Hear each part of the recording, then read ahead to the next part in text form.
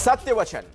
नमस्कार, मैं हूं अखिलेश आनंद और आज का सत्य वचन यह है कि प्रयागराज, वाराणसी से आगे बढ़ती हुई गंगा ने अब पटना की जिंदगी का भी जंजाल बना दिया, इंसान की ढोल की खाल बना दिया है, जर्रे जर्रे को बेहाल बना दिया।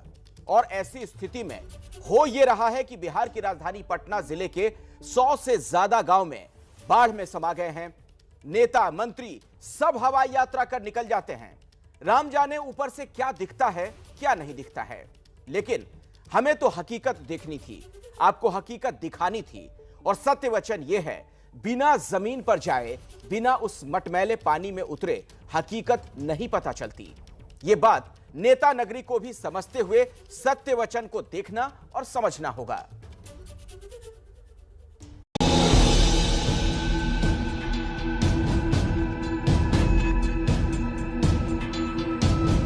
ये चारों ओर जो आप देख रहे हैं पानी ही पानी है। पानी का उफान उस गांव में घुसा है।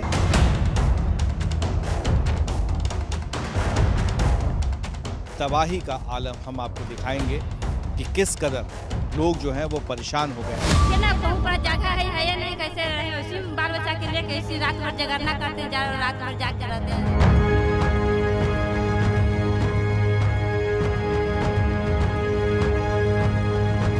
जुगाड़ से लोग जो हैं वो ट्यूब के सहारे चल रहे हैं। भगवान भरोसे है आपका। भगवान भरोसे। भगवान के भरोसे की ये हंसी नहीं, बेबसी है साहब। भगवान भरोसे है आपका। भगवान भरोसे। भगवान भरोसे।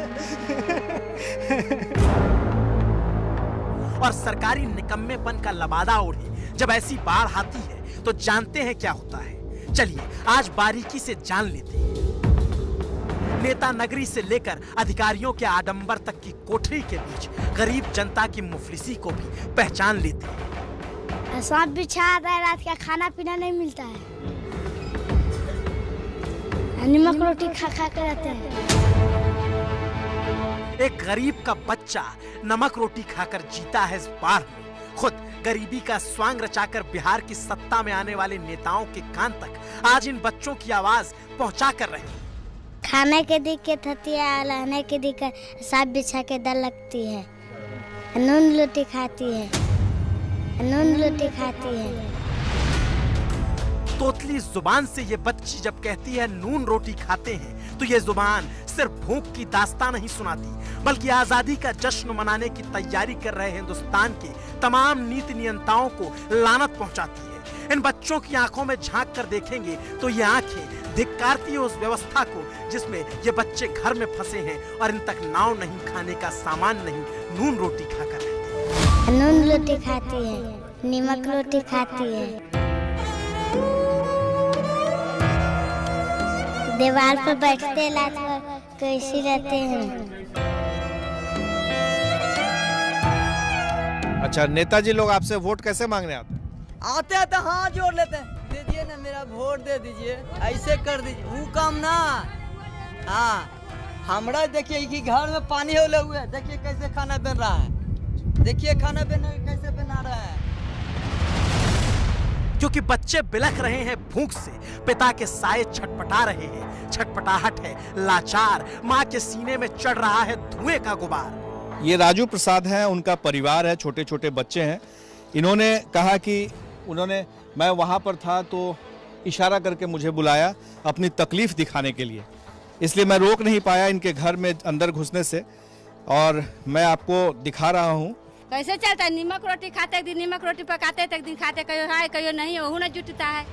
अनाजो पानी नहीं अभी तक नहीं मिला है, नहीं खाया थी हुआ है, एक दिन खाते हैं, 2 दिन भूखे रहते हैं। आपके आंगन में तो पूरा पानी आया हुआ है, बच्चे जो हैं वो भीग रहे हैं, खुले बदन हैं, घर में रहने के लिए तो लगता ही जगह ही नहीं। आप देखिए ना बहुत बड़ा जगह है या नहीं, कैसे रहे उसी बाल बच्चा के लिए कैसी रात भर जगरना करते हैं, रात भर जाग कर रहते हैं। आप लोग को गैस सिलेंडर नहीं मिला है? सरकार कहती है कि सिलेंडर मिला है, उज्ज्वला योजना। तो यही सर पकाते, धुआं धुक कर करके पकाते हैं, अभी तक सिलेंडर भी एगो नहीं मिला है हमको। ना कोई पूछने वाला है, ना कोई बताने वाला है। 15 दिन से बाढ़ के पानी ने जिंदगी को अपनी मनमानी की कसौटी पर कस रखा है। नेता से लेकर अधिकारी तक, अधिकारी से लेकर कर्मचारी तक सब नदारद है। देश का दुर्भाग्य है ये घटना। जी हाँ, बिहार की राजधानी ये है पटना।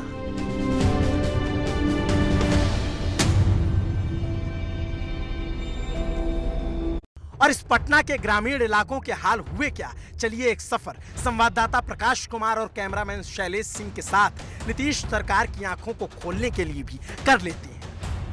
हम इस वक्त जहां जा रहे हैं उसमें उस जगह पर जाने के लिए जलकुंभी का जो आप सैलाब देख रहे हैं उसके बीच से हमें गुजरना पड़ रहा है। ये कहीं और नहीं बल्कि बिहार की राजधानी पटना से महज 20 किलोमीटर दूरी पर जो गांव है उस इलाके में जा रहे हैं कि कैसे पानी का उफान उस गांव में घुसा है और तबाही का आलम हम आपको दिखाएंगे कि किस कदर लोग जो हैं वो परेशान हो गए हैं। गंगा नदी में जल स्तर बढ़ गया है, खतरे के निशान के ऊपर है। तो दूसरी तरफ जो सहायक नदियां हैं, चाहे वो पुनपुन हो या सोन हो, उसका दबाव भी काफ़ी ज़्यादा बढ़ चुका है। ये जो देख रहे हैं आप गांव में कुछ लोग जो हैं लड़के, वो सड़क, मुख्य सड़क है जो पानी में डूब चुका है, उससे लोग आ रहे हैं, जा रहे हैं। बच्चे अपना देखिए जान जोखिम में डालकर यहाँ से गुजरते हैं। और जो पानी है वो आपको दिख रहा होगा चारों तरफ घिरा हुआ है।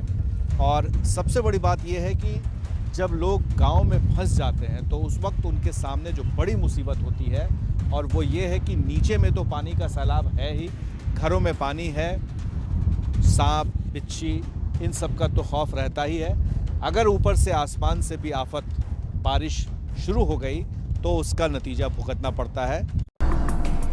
इस अथाह पानी के मटमैले सागर में हजारों जिंदगियां कैद हैं।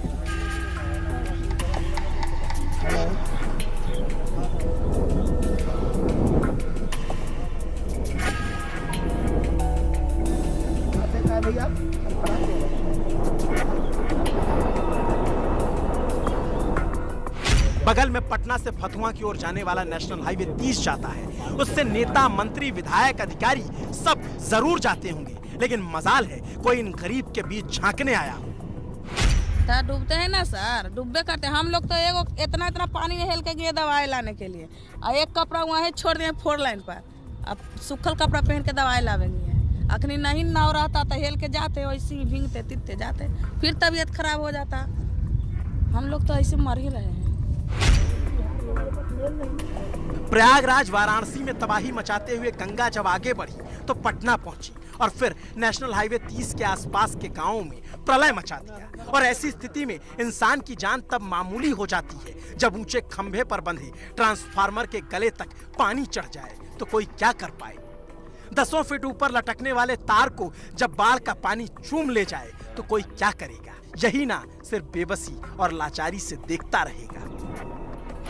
देखिए आपको दिखा रहा हूँ कि कितना खतरा है उन दूर दराज के इलाकों में, गांव में जाने में। ये जो तार है बिजली का, ये आपको नीचे दिख रहा है। ये इतना नीचे है कि पानी से सटता हुआ कई जगह पर है।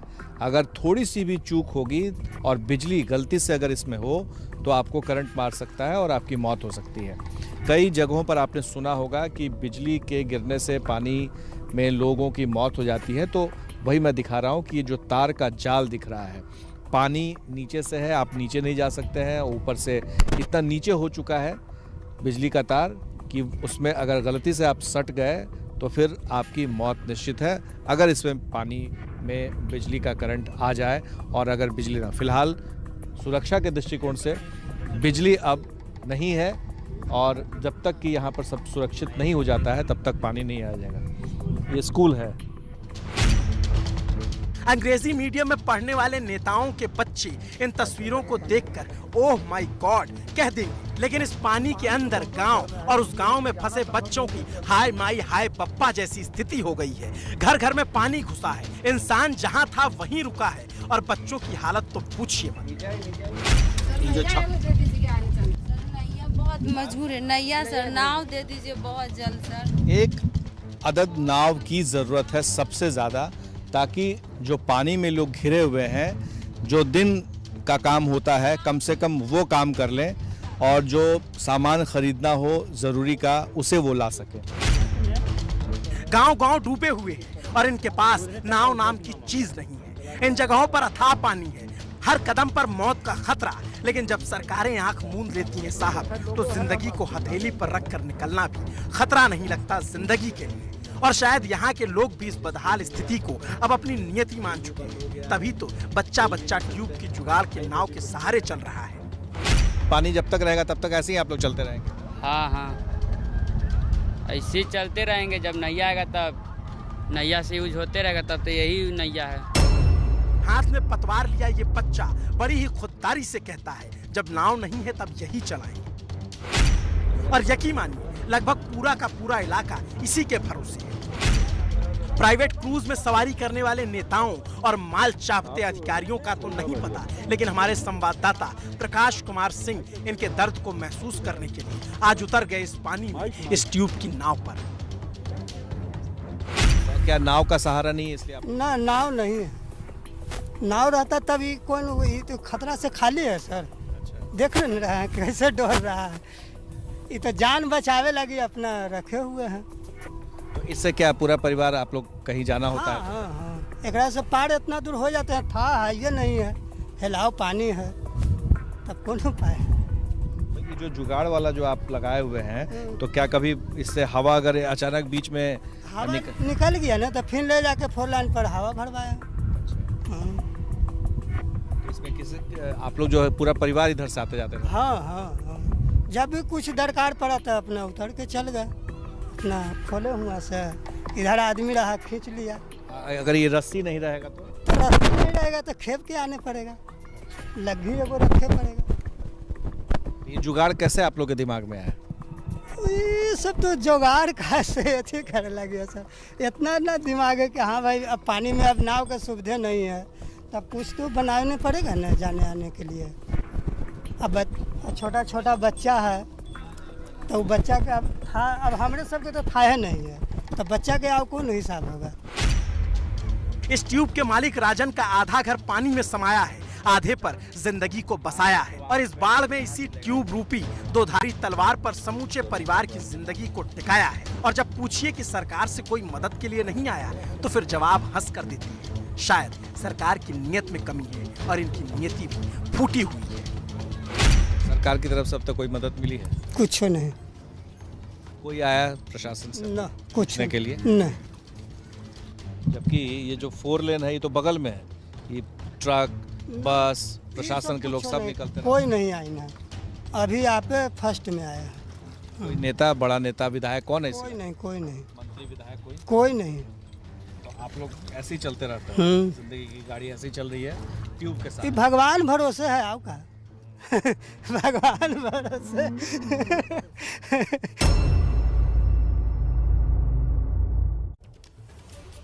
और देखिए, सबसे बड़ी विडंबना तो यह है कि हर साल इस तरीके के हालात बनते हैं।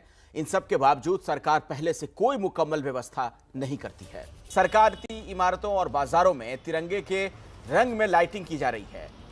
दिल्ली में राजपथ से लेकर आरबीआई बिल्डिंग तक सब तिरंगे के रंग से सराबोर नजर आए। वहीं मुंबई में Chhatrapati Shivaji terminus, railway station और बीएमसी बिल्डिंग तिरंगे की रोशनी से गुलजार है।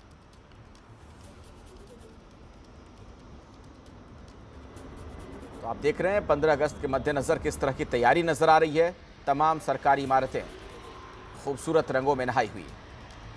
ये दिल्ली में आरबीआई की बिल्डिंग आप देख रहे हैं। तो लगभग सभी सरकारी इमारतों को कुछ इस तरीके से सजाया गया है। ये रायसीना हिल्स के आसपास का पूरा हिस्सा आपके सामने, और यह मुंबई की तस्वीर आपके सामने है।